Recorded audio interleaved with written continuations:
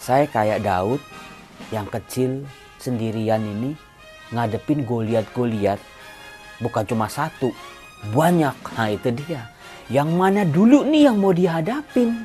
Yang mana dulu nih yang mau ditaklukkan? Salam damai sejahtera saudara-saudaraku yang terkasih pencinta firman Tuhan. Berjumpa kembali dengan Bible Learning with Father Joseph. Saudara-saudaraku, bagaimana kabar Anda hari ini? Senang sekali saya Romo Yosef masih boleh menyapa Anda kembali di video Bible Learning edisi kali ini. Saya sudah pakai stola merah, hiasannya pun sudah merah. Karena hari ini gereja memperingati Santa Agnes, seorang martir. Masih muda usianya, tapi dia bisa membela imannya. Maka dari itu saya mau menyapa nih para penonton Bible Learning yang namanya Agnes. Sejauh saya ingat ada Ibu Emanuela Agnes. Betul? Apa kabar Ibu? Selamat pesta nama ya. Kemudian juga ada Ibu Agnes dari Puri kalau nonton Bible Learning juga.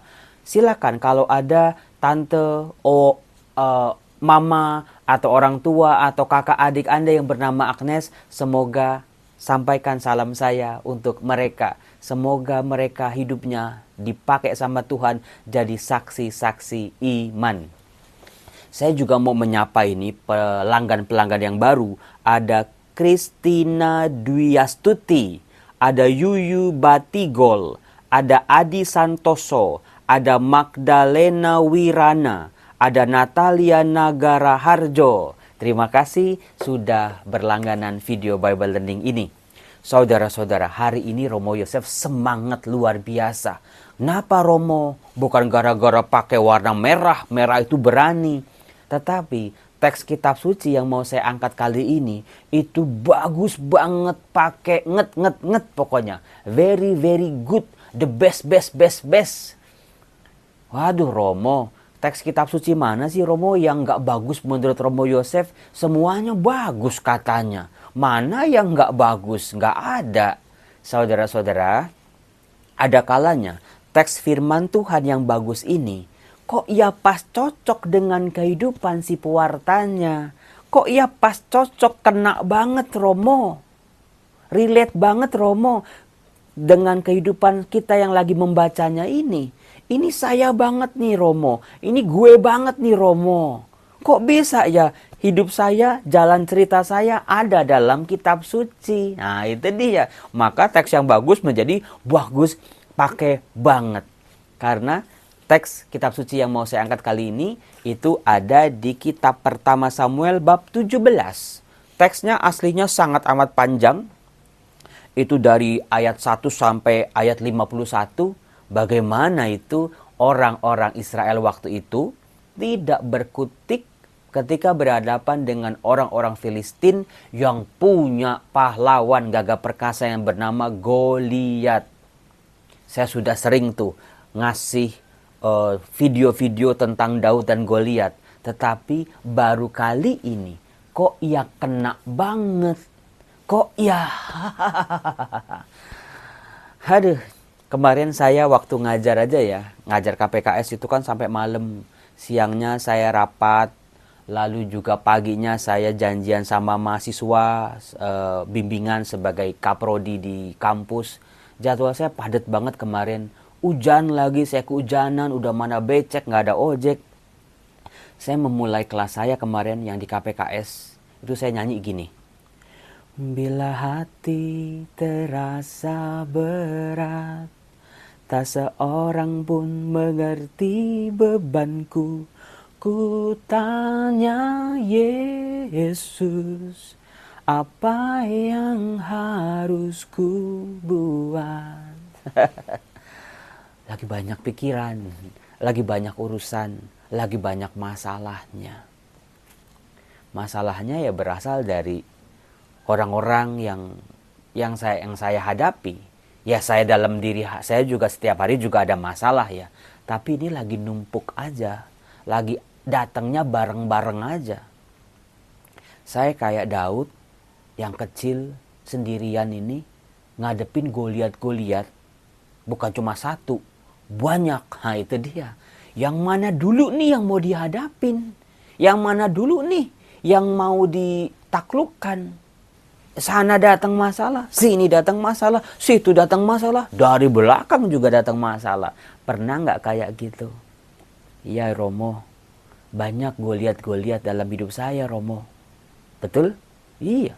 Udah kesehatan, relasi suami istri, relasi anak orang tua, relasi dalam pekerjaan, di PHK, dipecat, punya rekan kerja yang toksik, punya pasangan yang nggak berguna, banyak masalah anak-anak yang nggak susah Romo ngarepin anak mau berbakti sama orang tua zaman sekarang susah.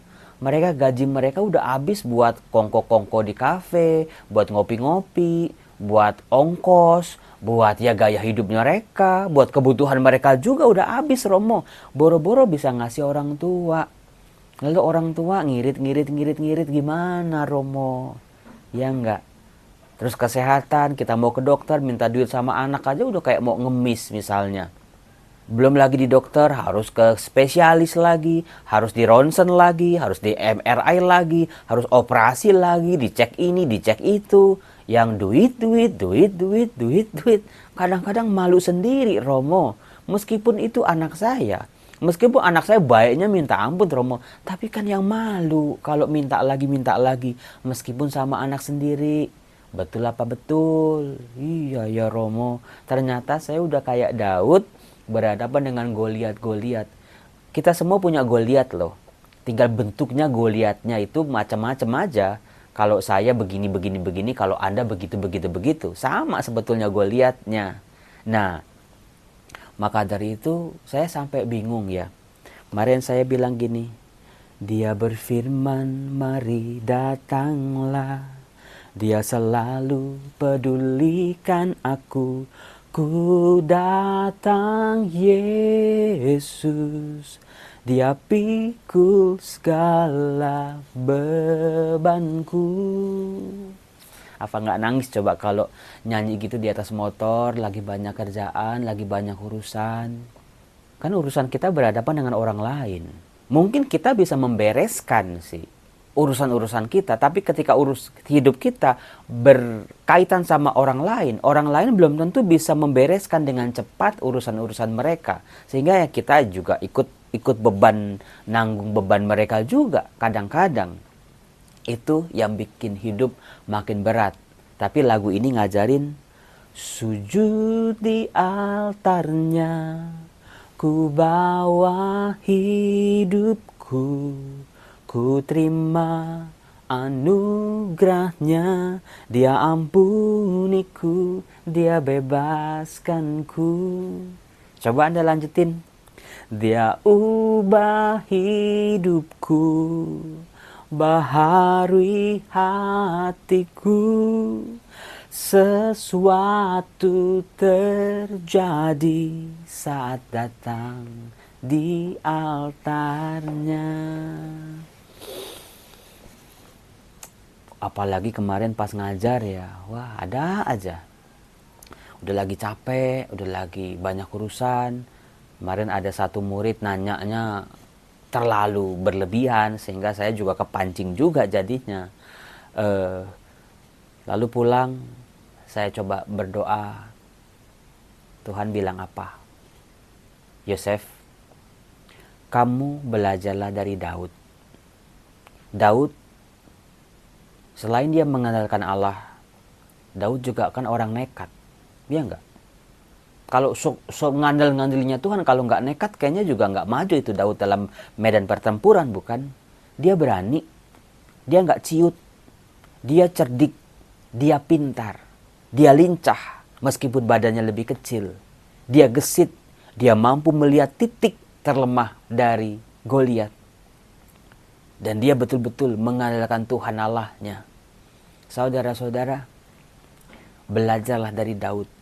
Bangkitkan Daud-Daud dalam diri kita untuk menghadapi Goliat-Goliat yang datang menghampiri. Percayalah, dengan kekuatan Daud, kita bisa menghadapi, menaklukkan Goliat-Goliat yang datang dalam hidup kita ini. Satu persatu, Tuhan menyertai. Lalu bagaimana Romo? Daud itu bisa mengandalkan Tuhan sampai segitunya.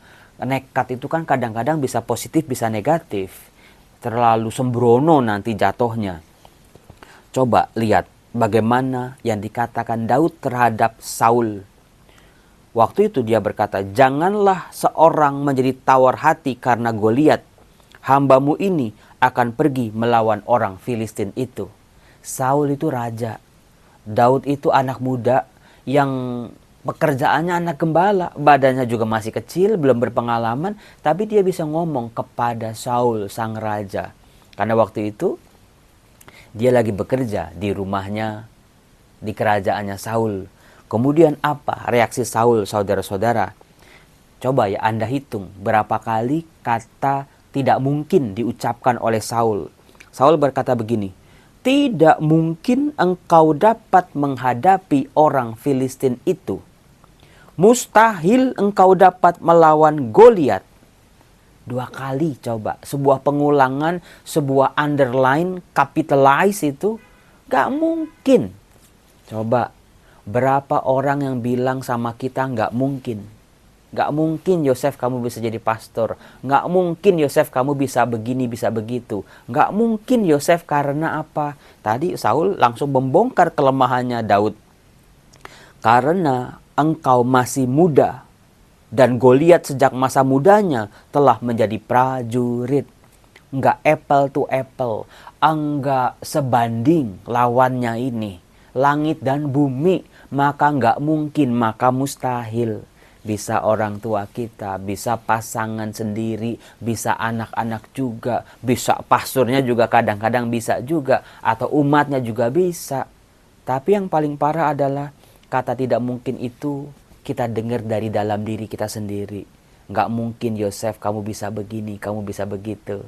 Maka ada Saul-Saul juga dalam diri kita sebetulnya. Saudara-saudaraku yang terkasih, cobalah perhatikan apa yang dikatakan oleh Daud kepada Saul. Saya udah pernah bongkar ini di video-video sebelumnya ini. Bagaimana Daud menggunakan 3 tenses sebetulnya dalam teks ya. Yang pertama tadi, tenses past tense, masa lalu. Tuhan telah melepaskan daku dari cakar singa dan dari cakar beruang. Tuhan telah, itu kan tentang past tense, tentang masa lalu.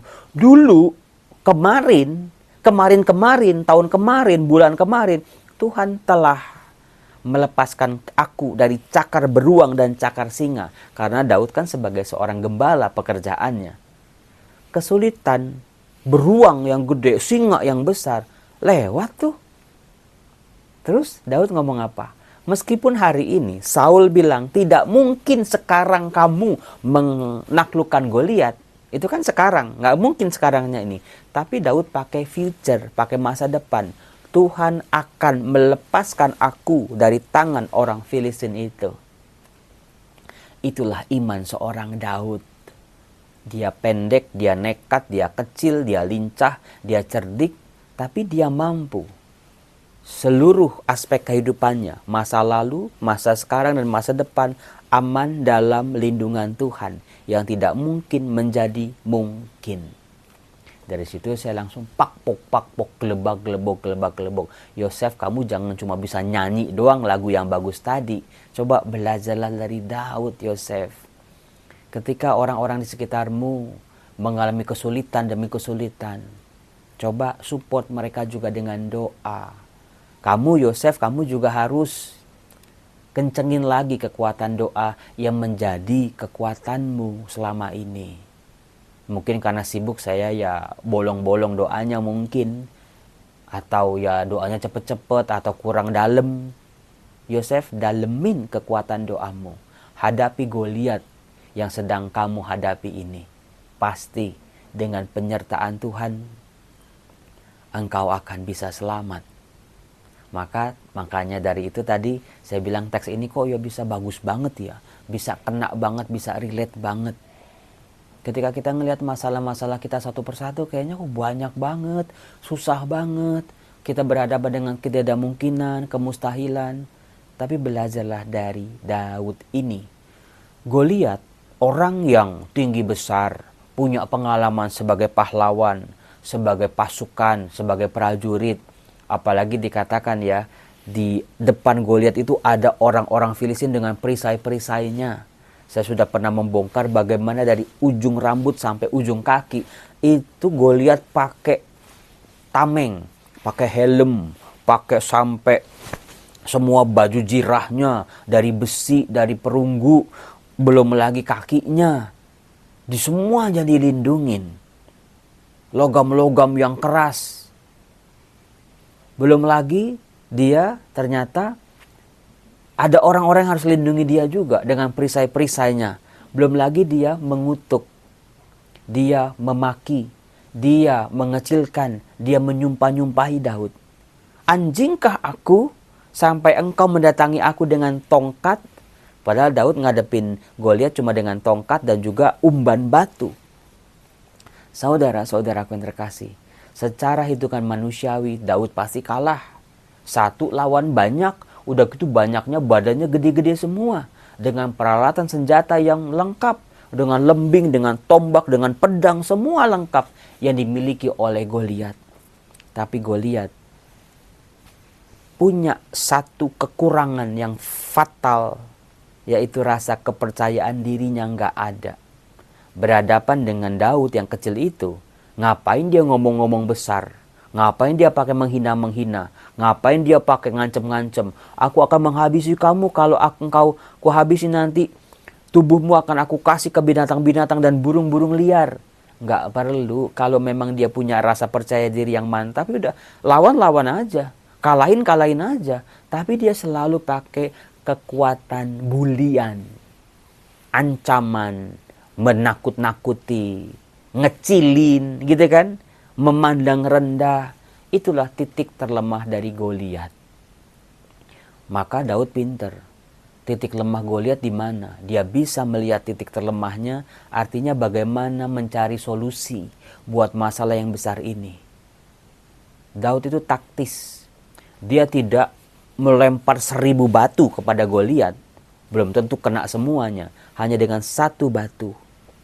Tapi fokus dan efektif. Kadang-kadang kita itu ngelawan Goliat dalam diri kita tuh, kita brutal, kita sembrono semua. Jadi energi kita juga habis. Belajarlah dari Daud untuk efektif menggunakan kekuatannya. Selain Tuhan yang menyertai dia. Saudara-saudaraku yang terkasih,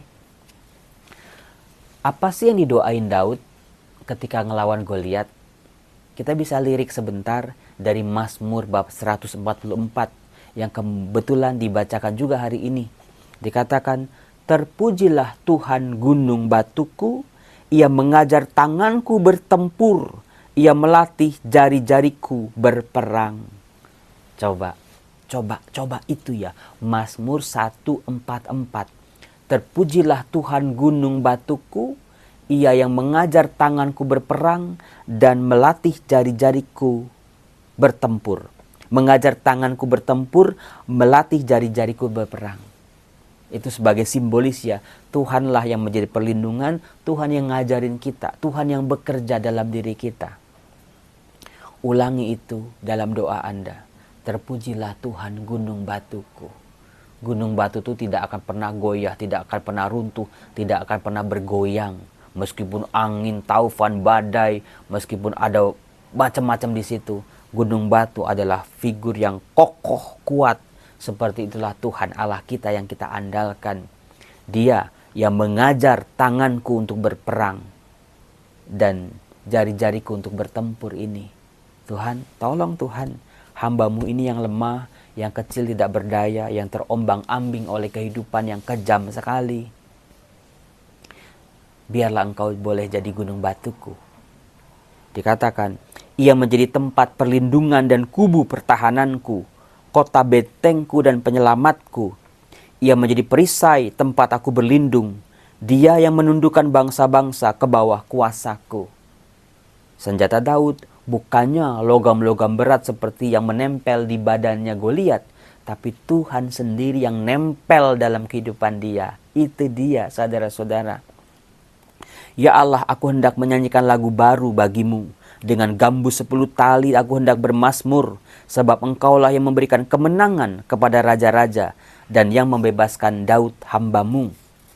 Saudara-saudara, kita bisa lirik sebentar dari apa yang diceritakan dalam Injil Markus, bagaimana Yesus berkata kepada orang yang lumpuh sebelah tangan kanannya itu, ulurkanlah tanganmu.